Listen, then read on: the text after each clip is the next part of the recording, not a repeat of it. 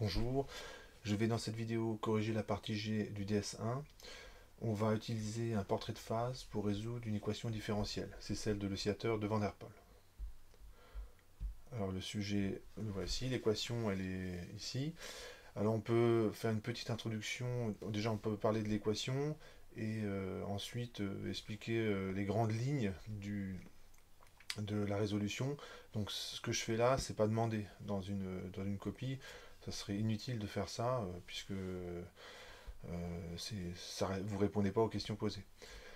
Si vous regardez cette équation-là, ça ressemble à une équation du second degré à coefficient constant, sauf que le terme en facteur de x point, qui est là, ce terme-là, il peut être positif ou négatif suivant la valeur de x. En gros, quand x est plus grand que 1, ce terme-là est positif, et en fait on retrouve une équation du second ordre qui correspond à un régime amorti. C'est-à-dire que les oscillations décroissent. En revanche, quand x est petit, le x carré moins 1 devient négatif et ça, dans ce cas, ça amplifie les oscillations du système. Donc ça veut dire que dans ce genre de système, quand l'amplitude est trop grande, il y a dissipation, donc l'amplitude diminue, et quand l'amplitude est trop petite, en fait, il y a de l'énergie qui est fournie au système, sans préciser comment, et l'amplitude des oscillations a tendance à augmenter. Donc c'est ce qu'on va voir en fait sur le portrait de phase. La méthode du portrait de phase est la suivante. On va se placer dans un diagramme où vous avez x en abscisse et d de x sur d de t en ordonnée. Et l'idée c'est, quand on a une équation comme ça, on définit un vecteur, un nouveau vecteur, qui a deux composantes. Alors, une fois qu'on a compris un peu le système, on se rend compte qu'on peut résoudre des équations beaucoup plus compliquées, hein, avec des vecteurs qui ont plus que deux composantes. Bon, je ne rentre pas dans les détails. Et ce que on fait, c'est on dérive le vecteur x, donc petit x devient x point, et ce truc-là devient x seconde. Et l'équation différentielle vous dit que ce truc-là dépend de x point, éventuellement du temps, là c'est pas le cas, mais bon, ça pourrait. Ce qui fait que quand vous avez un vecteur x, disons celui-là, donc ça c'est le vecteur x à un instant donné, vous êtes capable, donc quand vous connaissez x, x point, l'instant aussi considéré, et bien quand vous regardez ceci, ben, vous vous rendez compte que vous pouvez calculer sa dérivée. Donc vous savez quelle est l'évolution ultérieure du vecteur x, c'est finalement une vitesse sur ce diagramme. Et quand vous avez ce type d'information, bah vous savez que l'instant d'après, l'extrémité du vecteur x s'est un petit peu déplacée dans le sens de la flèche. Et quand j'ai le vecteur x à l'instant t plus d de t, en fait je peux recommencer. Et finalement je vais commencer à parcourir une trajectoire sur ce diagramme, simplement en suivant ici ça va être les flèches, hein, en suivant le vecteur vitesse, en étant toujours tangent au vecteur vitesse. Et pour en déduire la trajectoire de mon système, il suffit de regarder à chaque fois ce que ça donne sur l'axe des x, hein, puisque x c'est l'axe des abscisses. Donc on peut comme ça, qualitativement, en déduire le tracé de x, petit x, en fonction du temps. Voilà, c'est ce qu'on va faire dans cette partie. Je commence la résolution. Première question, il faut montrer ceci. Donc là c'est très facile. X, c'est le vecteur, en fait je reprends un petit peu ce que j'ai fait juste au-dessus, je dérive, ça donne le vecteur x point, x seconde. Et le vecteur x seconde, eh ben, on regarde l'équation différentielle, x seconde, c'est l'opposé de tout ça, donc tous les termes qui sont ici, je les mets de l'autre côté l'égalité, j'inverse les signes et ça donne... En fait, on vous donne le résultat, donc c'est vraiment une question facile. Hein. Donc ça fait 1 moins x carré, x point moins x. Et là, on utilise, il faut rédiger un petit peu quand même, puisqu'on vous donne la réponse en utilisant l'équation différentielle. Voilà, donc on a répondu à la question, on encadre le résultat,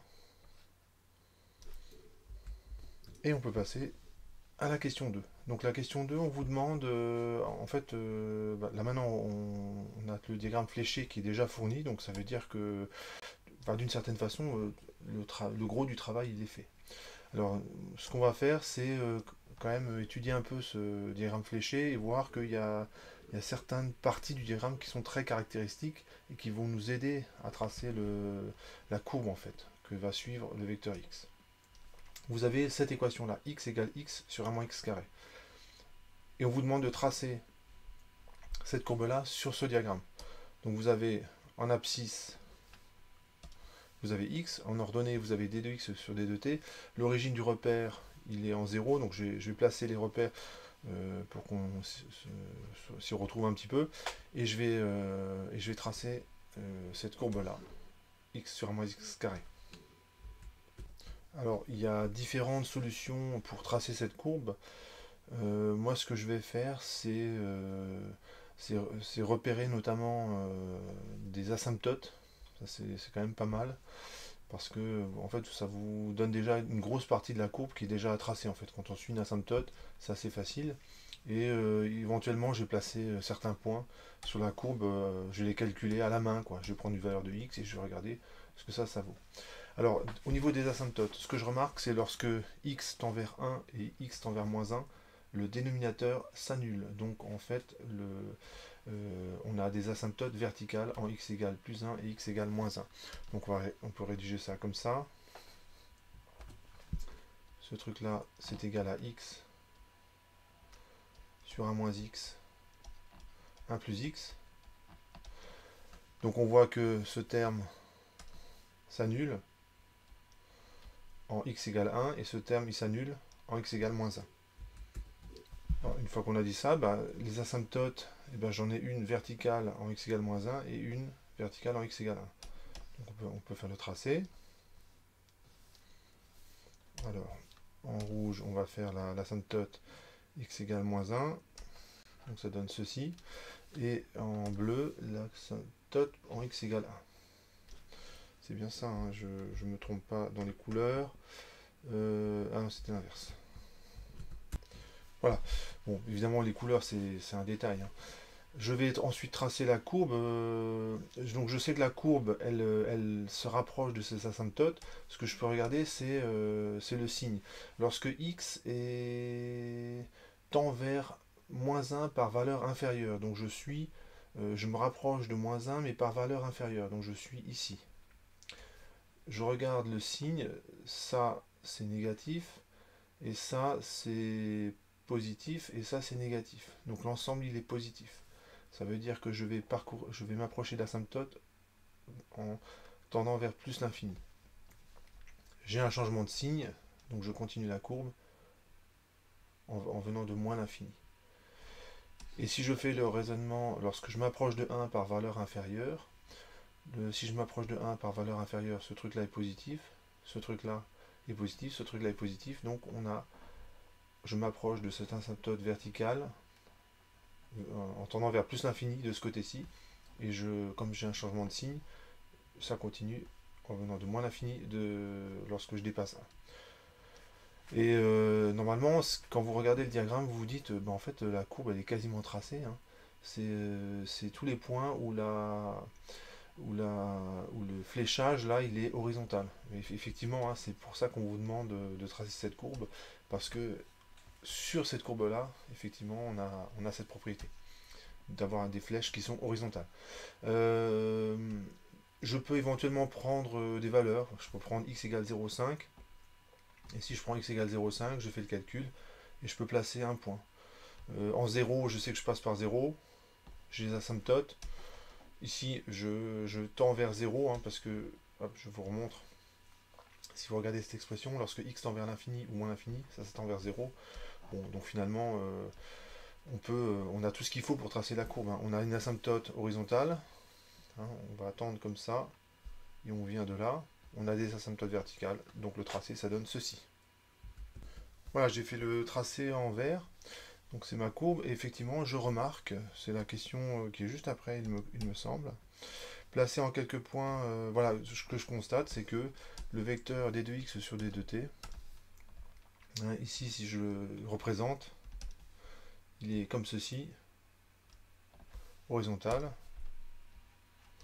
Je peux le représenter également ici. Alors, ce qu'on voit pas très bien, donc ça c'est... ce qu'on voit pas très bien, c'est le sens de la flèche. Bon, donc là, il faudrait zoomer, et puis avec des bons yeux, en fait, on voit que on arrive à savoir dans quel sens va la flèche. Donc, si on représente en quelques points, ça donne ceci. J'ai représenté quelques vecteurs.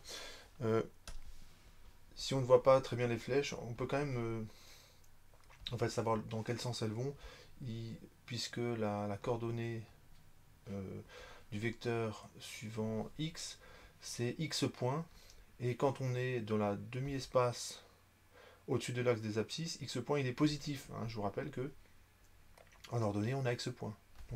Donc par définition, lorsqu'on est sur le demi-plan au-dessus de l'axe des abscisses, x point est positif. Donc on se déplace vers la droite. Et plus x point est grand, donc plus la coordonnée du vecteur d2x sur d2t, suivant l'axe des x, est grande. Ça veut dire que cette flèche-là, quand je me déplace le long de cette courbe, elle est de plus en plus grande. Et je peux dire la même chose de l'autre côté, hein, lorsque je vais m'éloigner de l'axe des abscisses, la flèche elle va être de plus en plus grande. Donc ça donne ceci.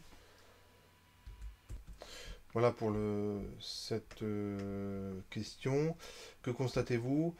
Alors je vais quand même montrer, on peut montrer par le calcul qu'effectivement sur cette courbe, ça fait un vecteur qui n'a pas de composante suivant l'axe des ordonnées. Donc c'était pas demandé, mais je le fais rapidement. Voilà, donc pour tout point de la courbe, je calcule le vecteur dérivé de grand X. Ce qui fait que le x point, ben, je le remplace par x sur un moins x carré. Et je vois immédiatement que voilà, ça simplifie ici. Puis le x qui est là, bon, ensuite, enfin, une fois qu'on a simplifié le 1-x carré, on voit que ça se simplifie encore. Et finalement, on se retrouve avec un vecteur de coordonnées x point et 0. Ça veut dire qu'il n'y a pas de coordonnées selon l'axe des ordonnées. Et c'est pour ça qu'on a des vecteurs qui sont horizontaux. Voilà, donc ça, cette question, c'était pas demandé, hein, on vous demandait juste de constater, hein, mais la démonstration est vraiment immédiate. Maintenant, on va s'intéresser à l'axe des abscisses et à l'axe des ordonnées. Donc je vais répondre à la question 4.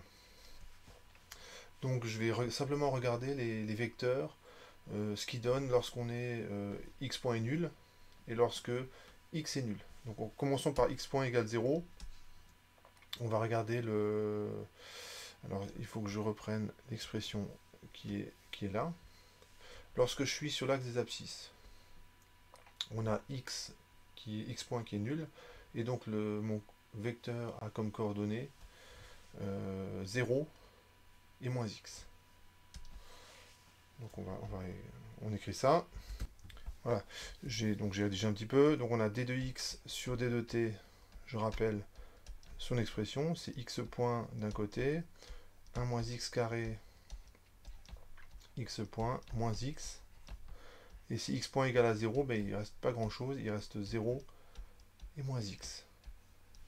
Ça veut dire que le vecteur d2x sur d2t n'a pas de coordonnées suivant l'axe des abscisses, mais a une coordonnée moins x selon les ordonnées. Donc ça donne ceci. Je vais le tracer en bleu. Lorsque je suis là, x est positif, donc moins x est négatif. Donc ça fait un vecteur qui est comme ceci. Et plus je m'éloigne de l'axe des abscisses, du centre O, et plus le vecteur il va avoir une composante importante. Voilà, donc on a quelque chose comme ceci, et on peut, allez, j'en mets un troisième ici. Donc là, je suis proche de l'axe des abscisses, de l'origine, donc le vecteur vitesse il est beaucoup plus faible. Je peux faire la même chose de l'autre côté, mais comme x est négatif, en fait, ces vecteurs-là, ils seront vers le haut. Voilà, donc j'ai représenté les vecteurs. Je vais m'intéresser maintenant aux vecteurs suivant l'axe des ordonnées. Donc on va rédiger un petit peu. Voilà. Alors, pour tout vecteur x, cette fois-ci sur l'axe des ordonnées, donc x égale à 0. Donc ça donne quoi? D de x sur D de t. Donc je ne vais pas recopier ce terme-là, je vais le reprendre directement. Donc comme x est nul, ça vaut x point et x point. Donc on se retrouve avec un vecteur qui a deux coordonnées identiques et qui valent toutes les deux x points. Ce qui fait qu'on a un vecteur qui, quand on est sur le demi-plan au-dessus de l'axe des abscisses, x point est positif, donc on va partir à 45 degrés vers le haut, et quand on est dans le demi-plan en dessous, x point est négatif et on part vers le bas. Donc, et on va le représenter en jaune sur le diagramme. Alors on va faire le tracé. Donc si je prends un vecteur ici, donc j'avais dit en jaune, mais comme pour que ça soit visible, je vais mettre aussi un peu de voilà, un contour noir. Donc ici par exemple, voilà, je pars comme ceci.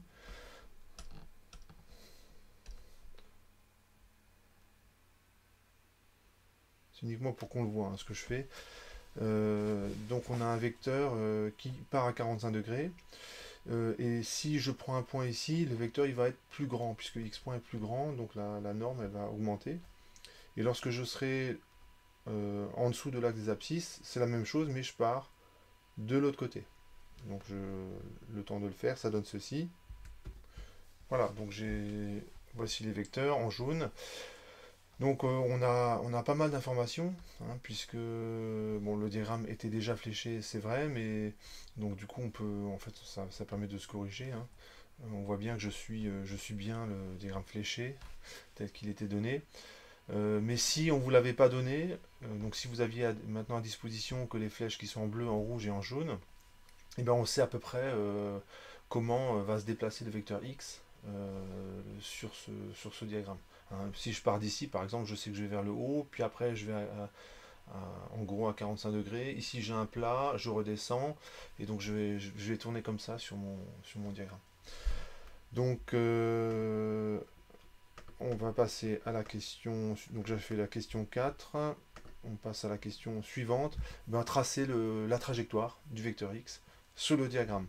Donc là je prends un diagramme où il n'y a rien dessus, hein, mais je vais utiliser en fait les résultats, hein, en particulier que ici c'est plat, là c'est à 45 degrés, et ici c'est vertical, donc respectivement en rouge, en jaune et en bleu. Donc voilà, c'est parti. Et on vous demande, alors on vous donne les conditions initiales, ça c'est important. Hein, quand vous avez une équation différentielle, il faut toujours un point de départ qui est donné ici. x0 égale 2,5 et on part avec une vitesse nulle et on fera la même chose avec 0,2. Donc ça je vais le tracer, disons en rouge, cette condition initiale là, et l'autre je vais le tracer allez, en bleu.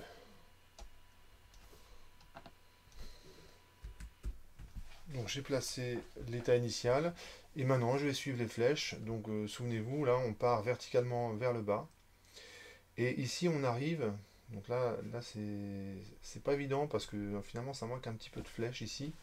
Mais si on réfléchit un petit peu, lorsque je vais tracer la courbe, elle ne peut pas traverser cette zone-là. Là où on a une vitesse horizontale. C'est impossible. En effet, imaginez, là je le trace. Si je traverse cette courbe-là, qui est là, la courbe que j'ai tracée en vert, hein, où la vitesse est horizontale. ben vous voyez qu'ici, ça va pas. Alors on arrive à une contradiction, c'est-à-dire qu'on ne peut pas traverser une courbe comme ça, où la vitesse est horizontale, parce que si je dois la traverser, il ne faut pas que la vitesse soit horizontale. J'arrive à une absurdité. Donc, ce que ça veut dire, c'est que la courbe, on doit tourner avant de toucher cette partie-là du diagramme. Donc, on efface et on recommence. Ça donne ceci. Donc là, j'effectue un virage assez sec et en fait, je longe cette courbe-là. Et là, je commence à me déplacer à 45 degrés vers le bas. Ici, j'ai un infléchissement parce que ici, là, j'aurai une vitesse horizontale sur le diagramme. Je suis toujours les flèches. Cette fois-ci, je descends. Et quand j'arrive ici, bon, ça ressemble en fait à cette situation-là. Je ne peux pas traverser cette courbe-là. Donc il faut que je tourne avant. Je suis toujours les flèches, etc., etc. Voilà, je me suis avancé un petit peu. Quand on a fini, on n'oublie pas de flécher le diagramme pour dire quand même qu'il est parcouru dans ce sens-là. Donc on voit qu'on a un mouvement qui est périodique et on atteint une sorte de cycle limite. Si j'avais un stylo très fin, on verrait que la courbe ici ne rejoint pas encore exactement la courbe le début de la courbe, mais on voit que j'atteins un cycle limite. De plus en plus, le trajet il est périodique. Donc je vais maintenant faire le tracé pour l'autre condition initiale. Je pars de x égale 0,2 avec une vitesse nulle. Donc je vais faire le tracé. Alors, on part verticalement vers le bas. Ensuite, je me déplace à 45 degrés. Là, ici, il faut que je sois à 45 degrés, hein, d'après ce qu'on a raconté. Donc je continue la courbe. Ici, j'arrive à un plat, à la vitesse horizontale, puis je redescends.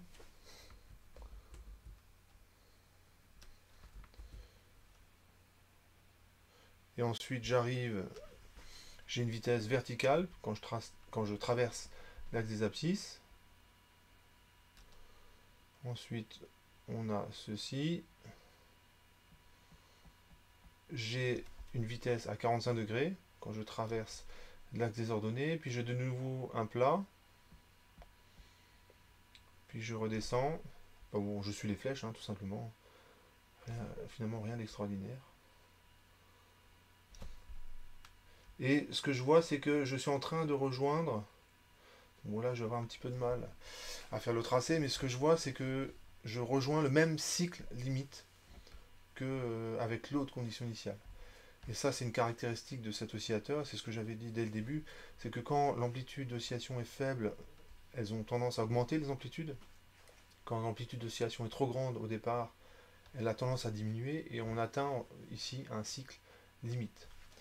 Donc on n'oublie pas de flécher le diagramme. Et ensuite, la suite du tracé, c'est le cycle limite. Voilà, quand on dézoome un petit peu, ce que ça donne.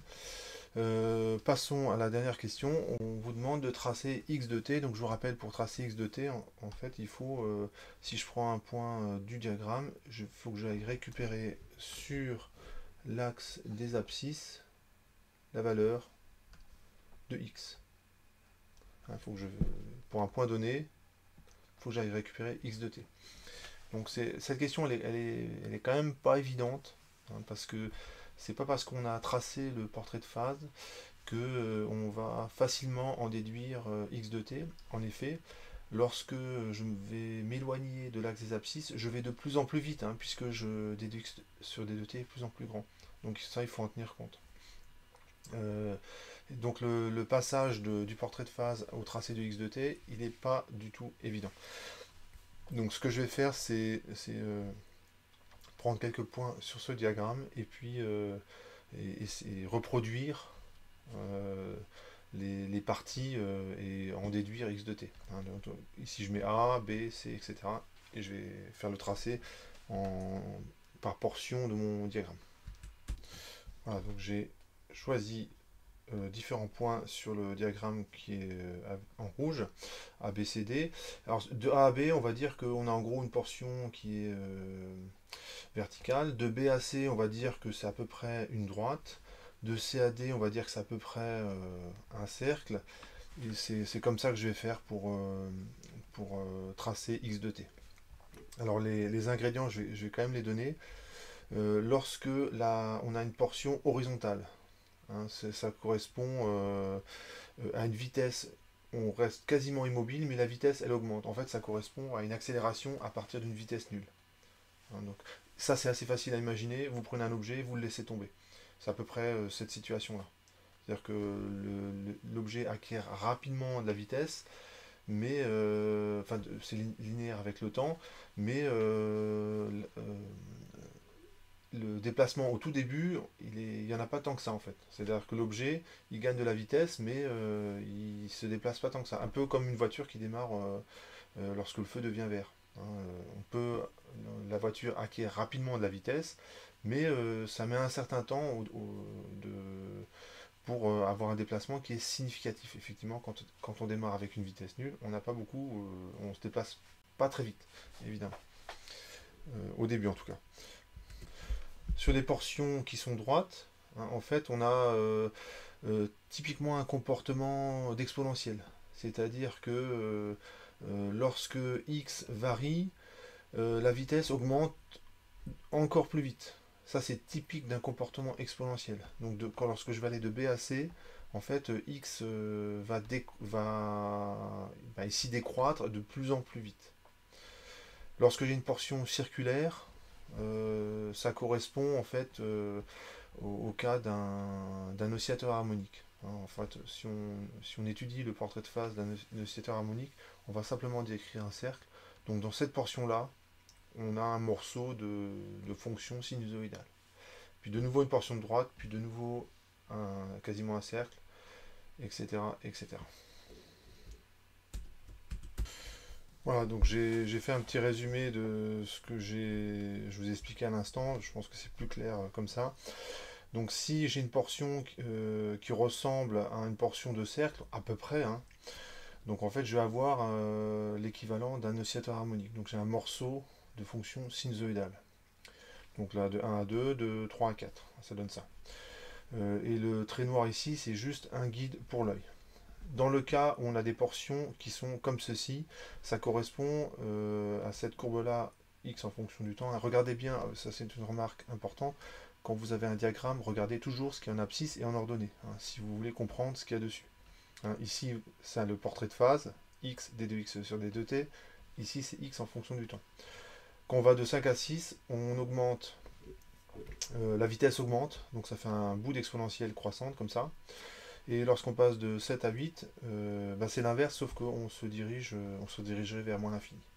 Donc normalement avec ça, je peux me débrouiller. Et finalement, je vous avais parlé de la portion verticale, mais finalement la portion verticale, c'est un cas particulier qui est là. Donc finalement, on a juste besoin de ces ingrédients-là pour tracer la courbe. Donc ça va donner ceci. Voilà, j'ai tracé les axes, j'ai nommé les axes, donc je n'ai pas gradué l'axe des abscisses, puisque là ça va être compliqué à partir du portrait de phase de graduer correctement l'axe des abscisses. Donc je vais mettre des unités arbitraires hein, pour cet axe. On part de A, donc c'est un bout de partie circulaire, donc c'est un bout de sinusoïde, et après on enchaîne par une exponentielle croissante mais vers le bas. Donc ça donne ceci. Donc c'est un bout de sinusoïde. À peu près arrivé ici, on a une exponentielle croissante mais vers le bas.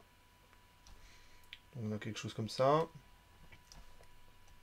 J'exagère un petit peu. Donc là je suis au point C. Au point C, je retrouve quasiment une partie circulaire, donc c'est un morceau de sinusoïde. Ça donne ceci. Et le morceau de sinusoïde, c'est quasiment jusqu'à... j'ai une vitesse ici importante, jusqu'à une vitesse nulle. Alors je me suis un petit peu avancé. Le point, j'ai placé les points A, B et C. Donc je vous remonte le portrait de phase. A il est là, B il est là, donc c'est une portion de cercle. Ensuite de B à C c'est une droite, mais j'arrive à X légèrement négatif. Donc en fait le point C il est à peu près ici. À partir de là, jusqu'à une amplitude max, hein, donc je vais X en fait décroît. Et sur cette portion là j'ai l'équivalent d'une sinusoïde. Donc j'ai quelque chose qui ressemble à ça.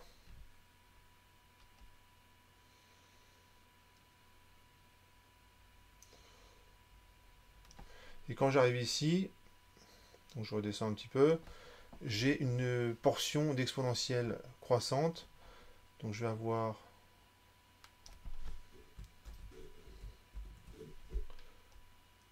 quelque chose comme ça. Et j'ai quasiment... voilà, là je vais peut-être un petit peu trop fort. C'est très raide, hein, c'est une exponentielle croissante dans ce sens-là qui va vers plus infini. Et quand j'arrive donc là, je suis au point E. Donc normalement, le point D c'est X min. On voit que X est négatif, hein, l'axe des X il est ici. Et lorsque je suis au point E, je viens juste de traverser l'axe des abscisses, hein, puisque X est positif. Donc le point E, il est plutôt ici. Et le point D, on avait dit, ouais, c'est à peu près ici. Et puis j'ai de nouveau une portion de sinusoïde.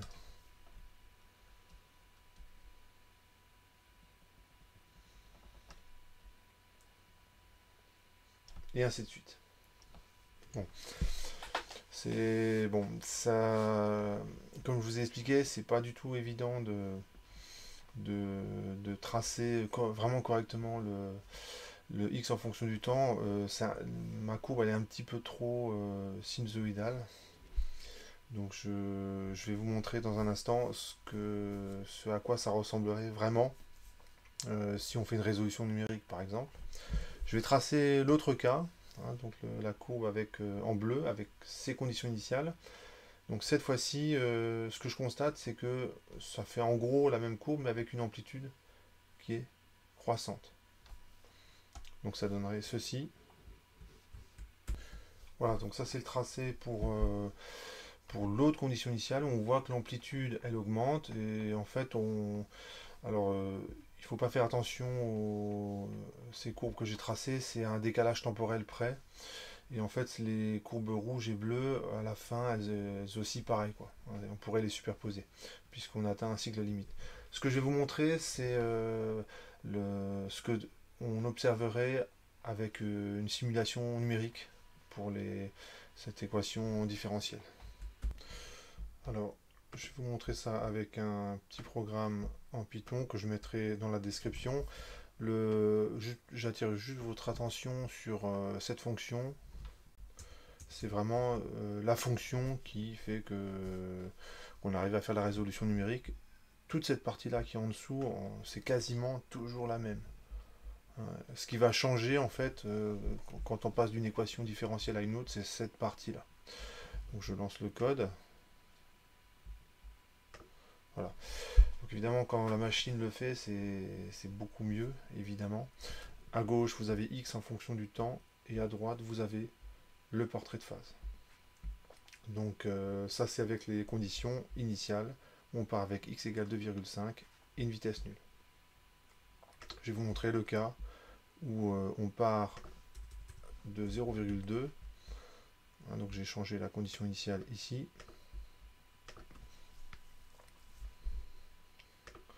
Donc ça donne ceci. On pourrait, ouais, je vais augmenter un petit peu le temps de, je vais aller 12 secondes. Et je vais afficher la courbe en bleu, c'est ici, hein, à la place du R pour rouge, red, je mets B. Donc ça donne ça. Voilà, ça donne cette courbe là. Et on atteint quasiment le cycle limite. Je pourrais encore augmenter un petit peu et après ça devrait suffire. Voilà. Là on voit bien le cycle limite. Et on voit bien les portions d'exponentielle. Ici la portion de sinusoïde. Bon, c'est à peu près. Bon, c'est évidemment beaucoup mieux ce que vous avez maintenant sous les yeux. Mais qualitativement, on était quand même pas si mal que ça. Voilà pour cette vidéo, hein. Je pense avoir répondu à toutes les questions. On vérifie rapidement. C'est la dernière question, hein. On vous demandait juste de tracer x de t. Voilà, j'ai répondu à toutes les questions. Je vous dis à bientôt pour une prochaine vidéo.